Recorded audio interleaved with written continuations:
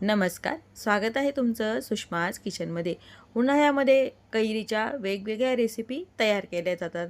त्यातलीच एक आपण आज रेसिपी बनवणार आहोत, कच्च्या कैरीचं इन्स्टंट लोणचं। हे या लोणचं अगदी 5 मिनिटात तुम्ही तयार करून पोळीसोबत, पराठ्यासोबत, तसेच थालपीठ, धपाटं यासोबत पण खाऊ शकता। रेसिपी शेवटपर्यंत बघा। रेसिपीला लाईक करा, चॅनलला सबस्क्राईब करा आणि बेल नोटिफिकेशन पण ऑलवर प्रेस करा। आता आपण रेसिपीला सुरुवात करूया। इन्स्टंट कैरीचं लोणचं बनवण्यासाठी इथे मी कैरीची साल काढून फोडी करून घेतलेली आहे। तुम्हाला जर त्याची साल ठेवायची असेल तर तुम्ही ठेवली तरी हरकत नाही। एका कैरीच्या फोडी आहेत यामध्ये आता आवश्यकतेनुसार बाकीचे साहित्य टाकून घेऊया।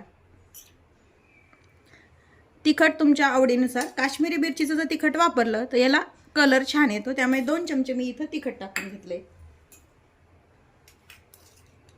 अर्धा चमचा मीठ टाकून घ्यायचे, थोडीशी साखर अर्धा चमचा किंवा मग गूळ, 1 चमचा भरून हिंग टाकून घ्यायचंय आणि हे छान मिक्स करून घ्यायचंय। जर तुम्हाला आवडत असेल तर मोहरीची डाळ किंवा मग मोहरी मिक्सरनं काढून पण तुम्ही टाकू शकता।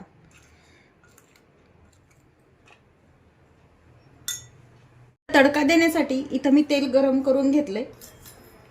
अर्धा चमचा मोहरी टाकून घ्यायची। मोहरी छान तडतडलं की जिरं टाकून घ्यायचं अर्धा चमचा, थोडीशी मेथी टाकून घ्यायची, मेथी बी टाकायचे, त्यामुळे तकुला टेस्ट छान येते।